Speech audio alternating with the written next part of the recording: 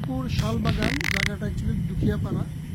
আজকে 10টা-11টার সময় আমাদের যে এলিফ্যান্ট ভলেন্টিয়ার আছে তারা দুদিন কন্টিনিউয়াস বৃষ্টি আপনারা দেখতেছেন, তো বৃষ্টির মধ্যেই তারা এখানে হাতির দেখাশোনার দায়িত্বে যখন আইছে তখন এই দুখিয়াপাড়াতে হঠাৎ করে একটা তারা দেখতে পায় একটা ছোট হাতি, নিয়ারলি 3 to 4 ইয়ার্স হতে পারে, সেটা মারা গেছে। তো অ্যাকর্ডিংলি আমাদের যে করণীয় থাকে, আমরা লোকাল যে ভেটেরিনারি অফিসার আছেন এখানে তাদের সাথে কন্ট্যাক্ট করছি, আমাদের ডি অফিসারও এখানে কন্ট্যাক্ট করছেন। তো অ্যাকর্ডিংলি তারা এখানে আইসে সেটা পোস্টমর্টম করা হয়েছে।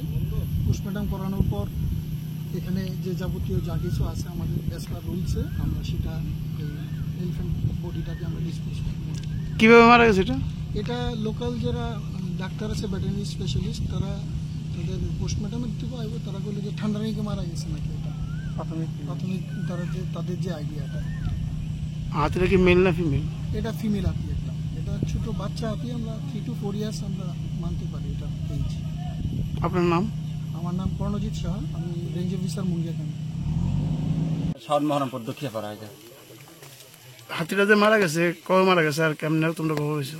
তার হাতিটা কবে মারা গেছে তো সঠিক করতে পারেন না, তবে আজকে বাগান মালিক আইসে দেখছে পরে আমরা খবর করছি আর কি।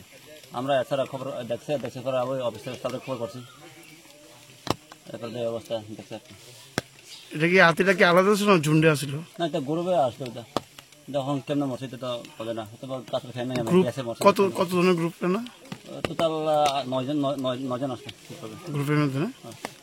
তোমরা কি এলাকার? আমরা মানে আর কি হাতির ভলান্টিয়ার। হাতির ভলান্টিয়ার। তোমরা যারা খবর দিছে না? তো আমাদের ওই দোকান তারা খবর দিচ্ছে আর কি। কটার সময় দিছে? হ্যাঁ, কটার সময় দিছে? সকাল প্রায় 6টা এরকম সকাল 6টার সময়।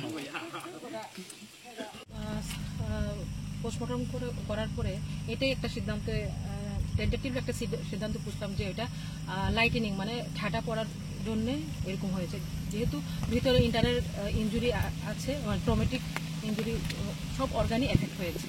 তার জন্য আমরা সাসপেক্ট করলাম যে এটা লাইটেনিং এর জন্য, ঠাটার জন্য হয়েছে।